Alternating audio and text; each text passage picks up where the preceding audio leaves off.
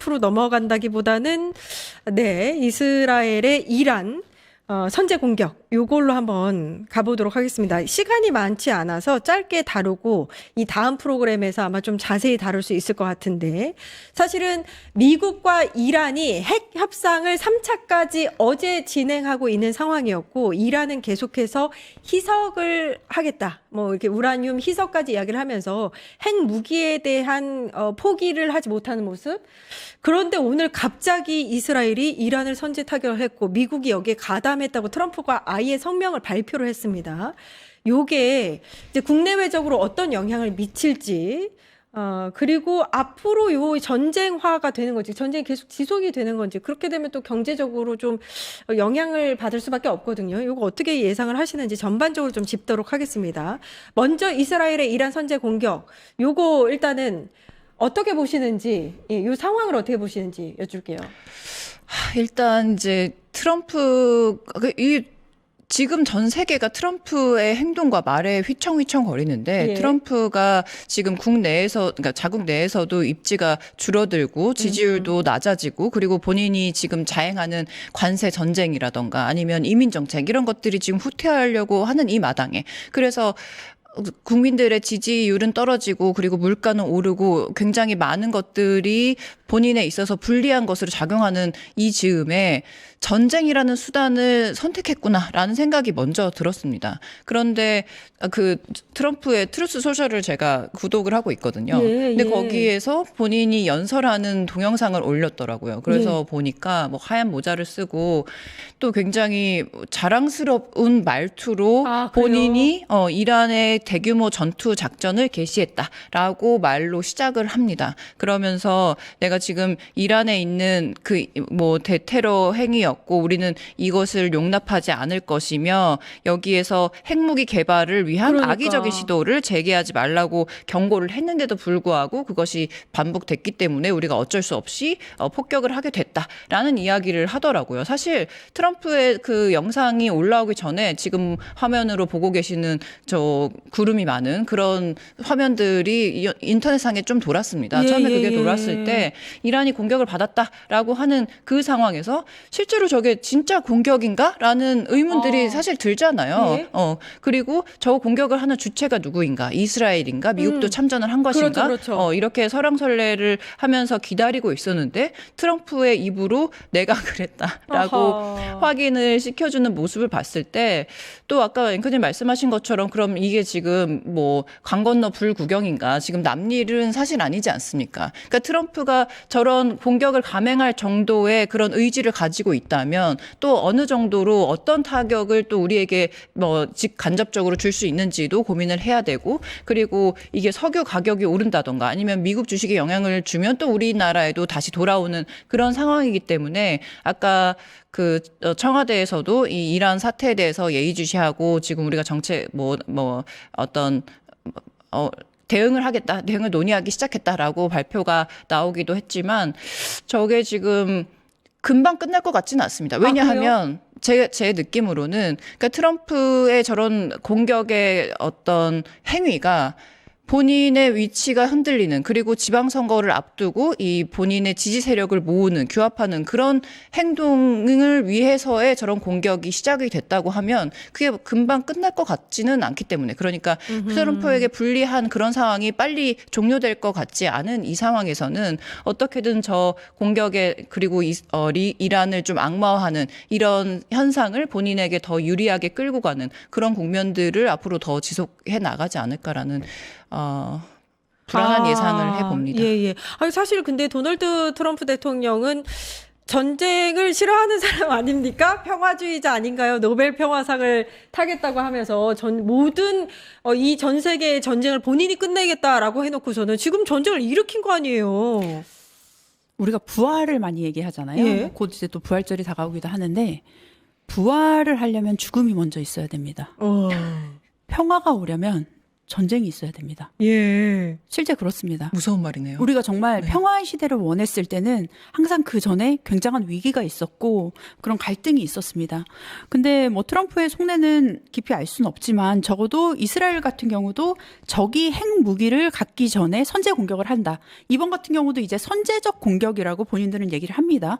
굉장히 좀 방어적인 것처럼 얘기를 하지만 그럼에도 불구하고 지금 이란의 그 핵 농축 수준이 굉장히 많이 올라갔다고 예상을 하는 것이고 그렇기 때문에 중동에 불안이 올 것이다라고 본인들은 추측을 하고 있죠. 그래서 많은 전문가들도 이번에 공격이 예상 가능했던 것이긴 합니다.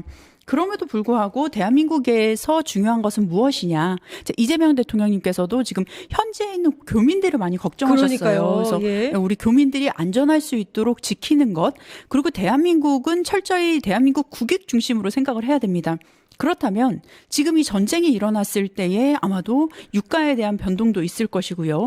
뭐 금이라든지 특히 지금 그 이란이 가지고 있는 해협 자체가 거의 전 세계 유가의 한 20%가 이제 이동을 하는 곳이라고 해요. 그런 측면에서 봤을 때는 굉장히 좀 불안한 전 세계적인 경제 상황이 올 수밖에 없다. 그렇다면 대한민국은 이 상황에서 어떻게 방향을 정해야 하는가.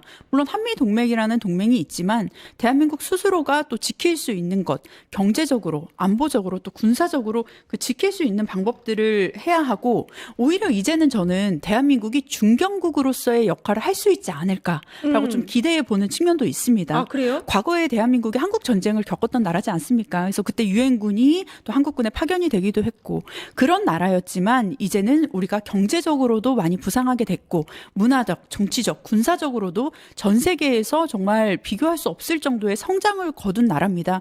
그렇다면 오히려 대한민국의 입장에서는 이 기회를 통해서 중견국 외교의 역할을 좀 강화를 해서 이 문제를 해결할 수 있는, 함께 해결할 수 있는 모습을 보이는 것이 대한민국의 국격을 또 높이지 않을까 생각을 하고요.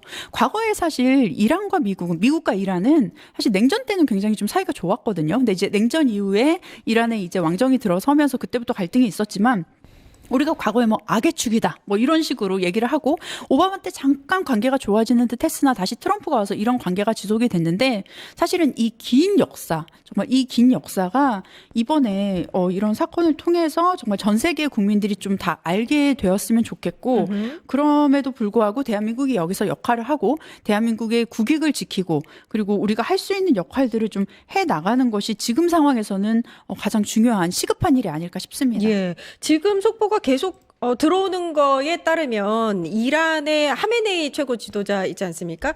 테헤란부터 이스라엘이 공격을 했고, 근데 당시에 테헤란에 하메네이가 없었다고 합니다. 그래서 아마 이제 안전한 곳으로 피신한 것이 아닌가라고 알려져 있고요. 이란의 대법원장은 지금 사망한 것으로 전해지고 있고, 육군 총사령관도 사망한 것으로 전해지고 있습니다. 요거는 이제 전원이기 때문에 조금 더 이제 확인된 보도를 좀 확인해봐야 되겠지만 지금까지 전해져 있는 것은 대법원장과 육군 총사령관은 사망한 것으로 전해지고 있고요.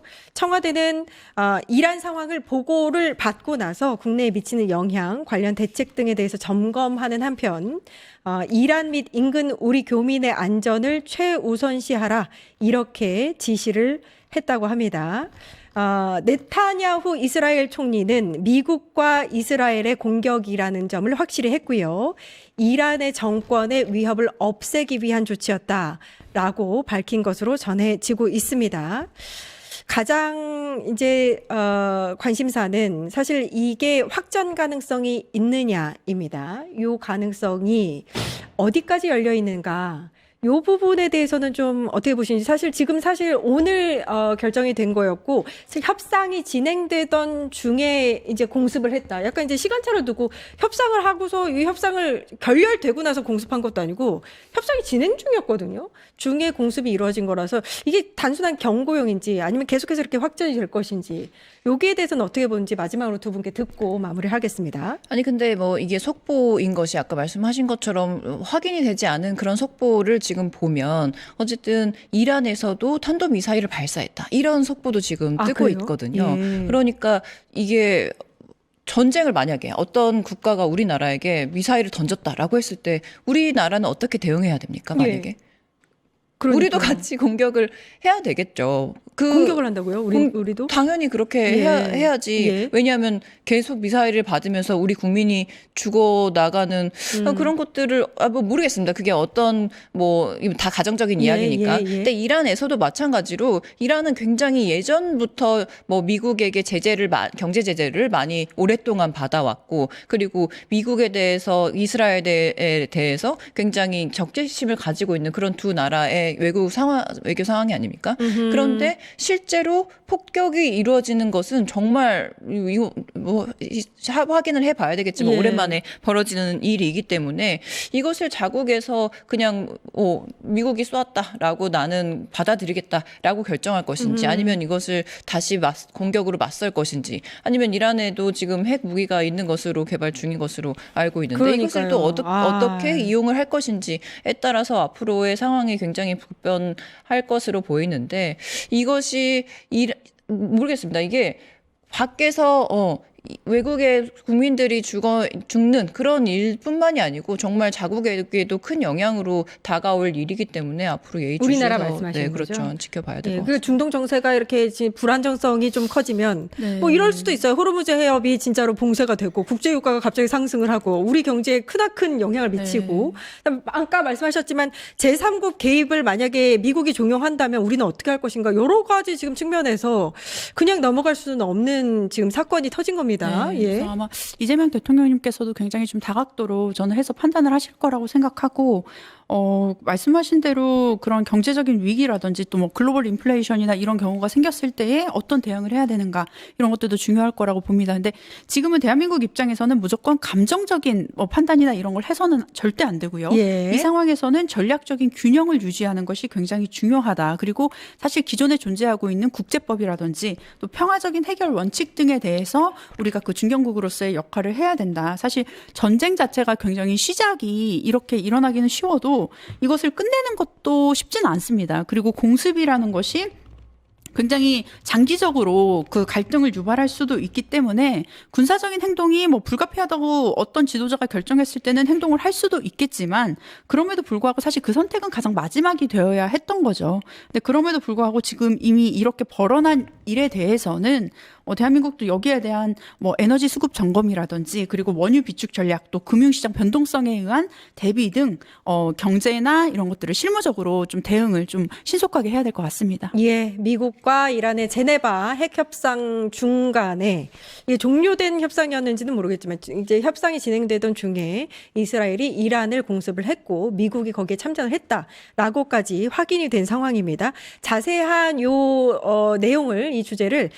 이 다음에 방송되는 김창현의 창에서 다룰 예정이거든요. 계속해서 이 채널 고정하시면서 이 상황에 대해서 분석을 들어보시기 바랍니다. 정치한 언니들 정은혜 전 의원님, 이지혜 전 부대변인님 함께했습니다. 감사합니다. 네, 저는 내일 오후 4시 50분에 다시 찾아뵙겠습니다. 함께해 주신 여러분 감사합니다.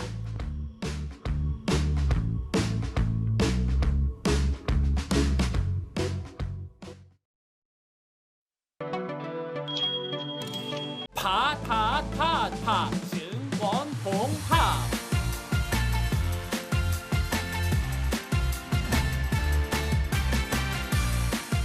이제 저녁 8시 30분 퇴근 후 퀴즈 한판. 혼자 하지 마세요. 같이 해요. 매일 저녁 8시 30분 많은 참여 바랍니다.